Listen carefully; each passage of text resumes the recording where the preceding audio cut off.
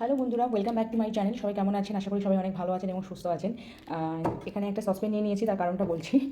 এখানে ময়দা নিয়েছি, ময়দাটা যেহেতু এভাবে রাখা, আমি কিছুক্ষণ আগে আনলাম, তো ভাবে একবার রেসিপি করে তারপরে এটাকে ঢেকে রাখবো। তো এখানে ময়দা নিয়েছি, আর যেটা বানাবো সেটা হচ্ছে সামনেই রথ। রথ বলতে কাল বাদে পরশু রথ, তো সেজন্য ভাবলাম খাজা, আমাদের সবারকার প্রিয় হচ্ছে খাজা। তো সেটা যদি বাড়িতেই বানানো হয় তাহলে খেতে ভারী মজা। তো যাই হোক, যেহেতু রথের মেলাতে গেলেই ইচ্ছা করবে যে দেখবেন রাস্তার উপরে এরকম খাজা বিক্রি হয়, আর সেইটা একদম খোলা থাকে, ধুলোবালি পড়ে বলে খুব একটা ভালো লাগে না। তো যাই হোক, আমি আজকে বাড়িতেই বানাবো। আর জগন্নাথ দেবের তো এটা একদম প্রিয় খাবার, প্রসাদে এটা একদম ইম্পর্টেন্ট। আমি এই যে দেখুন, আমি এই একটা হাতা নিয়েছি, এই হাতার মাপেই আমি ময়দাটা নেব। আর যেটা লাগবে সেটা হচ্ছে মোস্ট ইম্পর্টেন্ট ঘি। ঘিটা দিতেই হবে, তাহলে খুব সুন্দর একটা ফ্লেভার আসবে। আর এই যে এখানে নিয়েছি আমি তেল, সাদা তেলটা নিয়েছি জাস্ট ফ্রাই করবো বলে। আর একটুখানি দেবো, ময়মের জন্য একটুখানি দেবো। তো আমি এখানে এবারে এই চামচটার সাহায্যে নিচ্ছি। আপনার যদি কোনো কাপ থাকে, চায়ের কাপ, সেভাবে নিতে পারেন, মানে যেভাবে যেভাবে খাবেন সেভাবে আর কি নিতে হবে।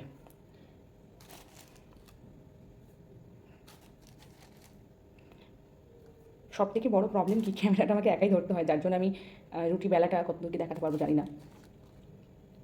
আগে আমি একটু ময়াম দিয়ে নেবো, ঘি আর সাদা তেল দিয়ে। ময়দাটা কিন্তু ফ্রেশ হতে হবে, ভালো হতে হবে ময়দাটা, নাহলে মুশকিল। আচ্ছা, এর মধ্যে যেটা দেবো সেটা হচ্ছে একটু সাদা তেল দেবো আমি।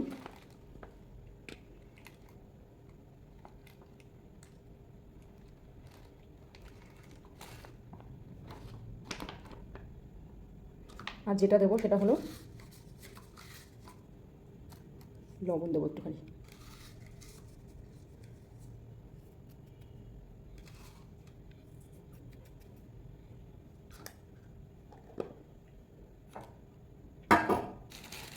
আর যেটা দেবো সেটা হচ্ছে ঘি। এই যে ঘি, ঘি ঘি আমি এখানে এই যে এই চামচে 2 চামচ আমি ঘি দিলাম। এবার যেটা করতে হবে, ভালো করে কোট করতে হবে। মেন ব্যাপারটা হচ্ছে এবারে এখনই ভালো করে কোট করতে হবে। তারপরে অল্প অল্প জল দিয়ে আমি একটা যেমন রুটি করার যেমন ডো তৈরি করে, সেরকম আমি একটা ডো তৈরি করবো। আর আরেকটা কথা হচ্ছে, এখানে কিন্তু অনেকে কালো জিরে দেয়, আমি কালো জিরে দিচ্ছি না। আপনারা যদি চান কালো জিরে দিতে পারেন, বাট আমি দিচ্ছি না। এই যে এবার একটু ভালো করে এরকম হাতের সাহায্যে একটু ভালো করে মেখে নিতে হবে। এটা কিন্তু আমি জল ছাড়া মাখছি, ঠিক আছে?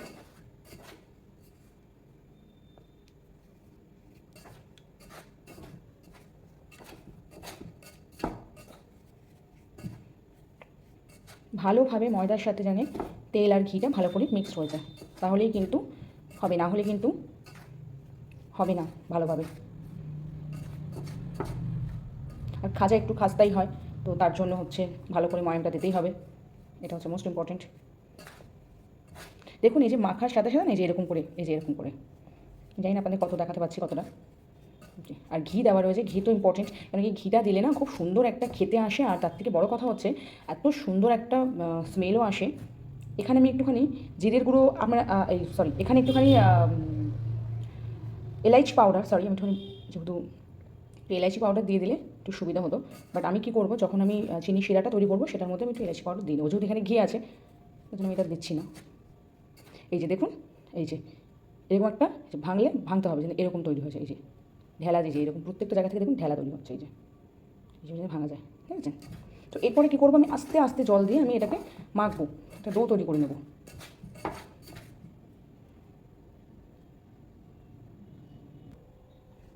এবারে আমি অল্প একটু করে জল দেবো, আর এটা মেখে নেবো ভালো করে। এই যে অল্প অল্প করে জল দেবো, আর এরকম করে মাখবো ভালো করে। সো এই যে আমার ডোটা তৈরি হয়ে গেছে। এবার আমি এটাকে কি করব, আধ ঘন্টার জন্য ঢেকে রাখবো। ঢেকে রাখার পরে এখান থেকে আমি আস্তে আস্তে লিচি বের করব। তো আমি কতটা কি দেখাতে পারবো জানি না, এখন আমার এক হাতে ক্যামেরা, এক হাতে এই রান্না এটা করতে হচ্ছে। তো সেভাবেই আমি দেখাবো, আপনারা দেখতে থাকবেন ভিডিওটা। তো বন্ধুরা, 10 মিনিট পরে আমি, এই আধ ঘন্টা পরে আমি চলে আসলাম। সরি, আধ ঘন্টার জন্য আমি রেখেছিলাম রেস্টে। তো দেখুন, এই যে এবার যেটা করব, এখান থেকে লেচি তৈরি করে নেবো। এই যে এইরকম টাইপের সব কটা লেচি তৈরি করতে হবে, ঠিক এইরকম টাইপের, এই যে একই সাইজের সব তৈরি করতে হবে। একটু বড় ছোট করা যাবে না, এরকম টাইপের যেরকম আমরা রুটির যেরকম লেচি তৈরি করি সেম করতে হবে। তো আমি সব কটা এরকম তৈরি করে নেব।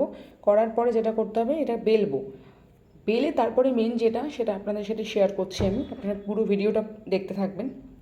তো আমি রুটি বেলাটা দেখাতে পারিনি, যেমন রুটি এমনি নর্মালি আপনারা বেলেন সেমভাবে বেলবেন। দেখুন এই যে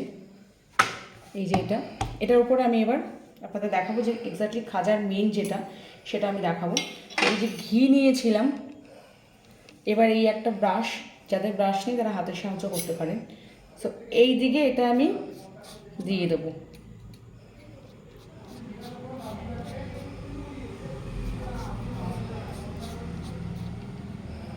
পুরো ভালো করে মাখিয়ে নিতে হবে, ঠিক আছে। আর এই যে মেন হচ্ছে এতগুলো লেয়ার আমি রুটি করেছি, এই যে এই 12টা হয়েছিল, 6টা করে করবো, যদি সেরকম হয়ে যায় 6টা করে করবো, না হলে একবারে 10টা দিয়ে করব। তো এই যে ঘিটা মাখিয়েছি এর উপরে যেটা করব সেটা হচ্ছে এই যে শুকনো ময়দা একটু দিয়ে দেবো।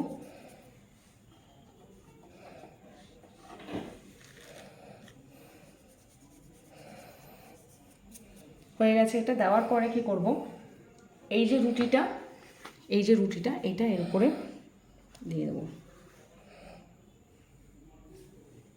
প্রত্যেকটা রুটি যেন সমান হয়, দু একটা আবার সেম প্রসেস, ঠিক আছে। এরকম করে আমি সব কটা করে নেব, তারপরে দেখাচ্ছি। সেম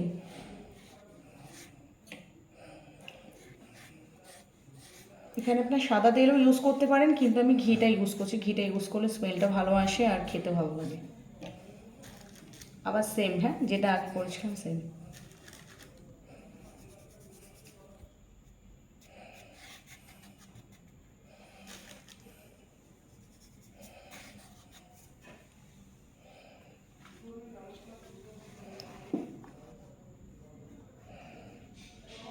আমি সব কটা এরকম করে করে নেব। সো এই যে দেখুন এটা হয়ে গেছে মাখানো, আর ঠিক এইরকম টাইপের মোটা করতে হবে। এই যে দেখুন বোঝা যায় যেতে। এবার যেটা করতে হবে খুব ইজি, এবার একটা খুব ইজি,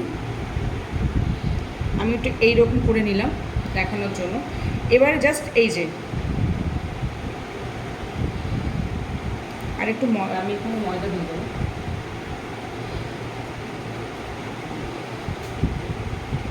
এটা এরকম করে এবার রোল যেমন করে রোল করতে হবে।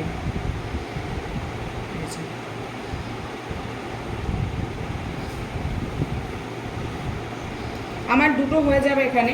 সো এবার কিছু না, এবার জাস্ট এটাকে একটুখানি এরকম করে প্রেস করে দিতে হবে।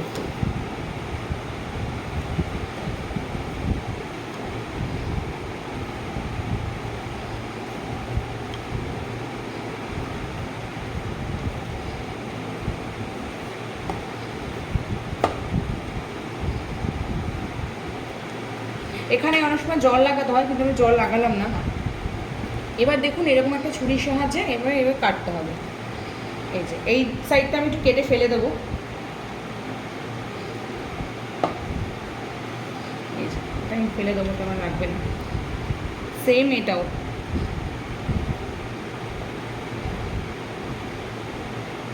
দেখুন, ভাঁজগুলো কিন্তু ভালো করে বোঝা যাচ্ছে। এই যে ভাঁজগুলো এরকম বোঝা যেতে হবে, না হলে কিন্তু হবে না। এবার জাস্ট এরকম করে করে কেটে দেবো প্রত্যেকটা।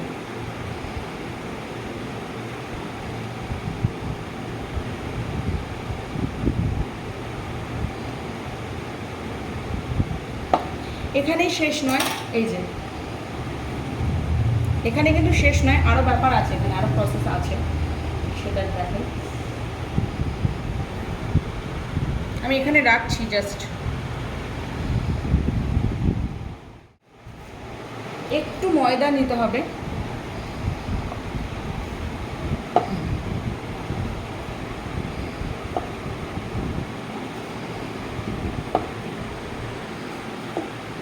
এই যে ভাজা শেফ তৈরি হয়ে গেছে। আমি আর একটা করে আপনাদের দেখাচ্ছি।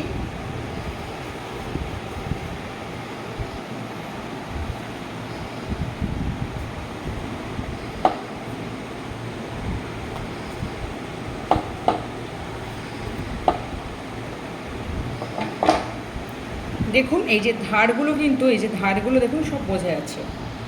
এই যে সো আমি এইরকম সব কটা বানিয়ে নেব। এই যে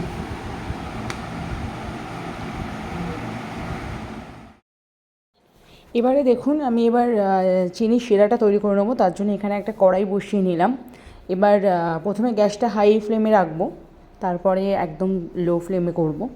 আর শিরাটা আমি হাই ফ্লেমেই করব। এবার আমি জল দিয়ে দিচ্ছি পরিমাণ মতো। আর এই যে দেখুন এইটা আমি বানিয়ে রেখেছি। এবার যেটা করতে হবে, যে কড়াইটা যেহেতু গরম ছিল তার জন্য ওটা ফুটে গেছিলো জলটার সাথে সাথেই। তো আমি এবার চিনি দিয়ে দিচ্ছি।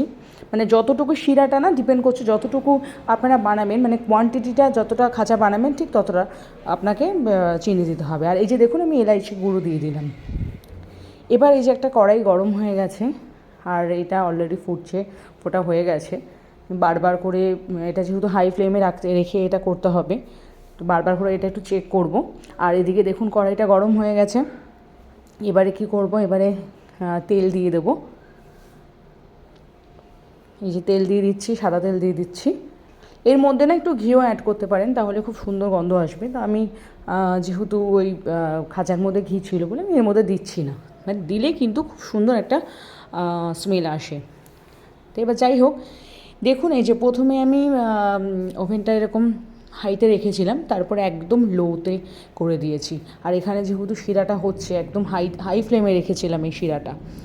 এবার এর মধ্যে আস্তে আস্তে করে আমি কি করব, এক এক করে ওই করে রাখা যে খাজাগুলো যে করে রেখেছিলাম সেগুলো আমি আস্তে আস্তে করে তেলে ছেড়ে দেবো। কারণ এত স্লোভাবে রাখতে হবে কড়াইটা, না হলে কী হবে বলুন তো, যদি স্লো করে ভেজে না করা যায় তাহলে ভেতরে কাঁচা থেকে যাবে। আর এই যে দেখুন আমি এই যে গ্যাসের ফ্লেমটা স্লো করে দিয়েছি, একদম স্লো, এই আঁচেই কিন্তু করতে হবে একটু সময় রেখে। তো যাই হোক, এবার আমি আস্তে আস্তে দিয়ে দিচ্ছি খাজাগুলো। দেখেছেন একটু জাস্ট দেওয়ার সাথে সাথে হালকা ফুলকা একটুখানি মানে ফুটছে, এই রকম আছে। কিন্তু আপনাকে খাজাটা করতে হবে, না হলে কিন্তু ভেতরে একদম কাঁচা থেকে যাবে আর ওপরটা ভাজা হয়ে যাবে, ভেতরটা কাঁচা থাকবে। তো এই রকম করে করে আমি সব কটা খাজা দিয়ে দেবো। আমি যেহেতু 4টে দিয়েছি এখানে। এবার আস্তে আস্তে করে শিরাটাও দেখছি আর এদিকে এটাও দেখছি। তো চলুন দেখতে থাকুন। আর অবশ্যই কিন্তু বাড়িতে বানাবেন, কারণ রথ আসছে, কালকে রথ, তো সেভাবেই বানিয়ে ট্রাই করবেন। আর আমি দেখুন এইভাবেই রাখলাম, এইভাবে রেখে রেখে আমি করব, যতটা সময় লাগে এইভাবে রেখেই করব।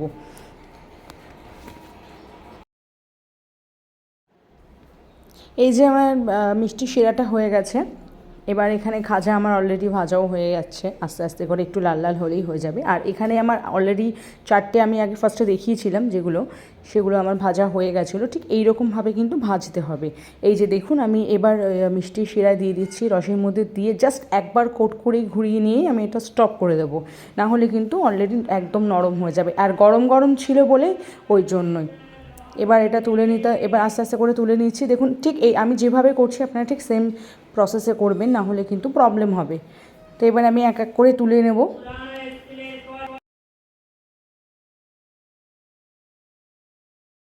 সো আমার খাজা হয়ে গেছে। আজকের রথের স্পেশালে আমি খাজাটা তৈরি করেছি। রথ রবিবার, তো আমি এই ভিডিওটা আজকে আপলোড বসিয়ে দেবো, কালকে আপনারা সকালে পেয়ে যাবেন, সকালে বা দুপুরের মধ্যে ভিডিওটা পেয়ে যাবেন। সো আজকে এই খাজার রেসিপিটা আপনাদের কেমন লাগলো অবশ্যই কিন্তু লাইক কমেন্ট শেয়ার করবেন। আর কমেন্টে কিন্তু জানাবেন এই খাজার রেসিপিটা কেমন লাগলো। একটু কি বলুন তো, বাড়িতে করে খেলে কি হয়, একটু মানে শরীরের দিক থেকেও ভালো থাকে। বাইরে তো এমনি রথে মেলা বসবে, তখন তো বাইরে বেরোলে রথের মেলায় ইচ্ছা করে যে এটা ওটা খাই, আর এইটা স্পেশালি বেশি ভালো লাগে। আর জগন্নাথ দেবের তো এটা সবথেকে প্রিয় প্রসাদ।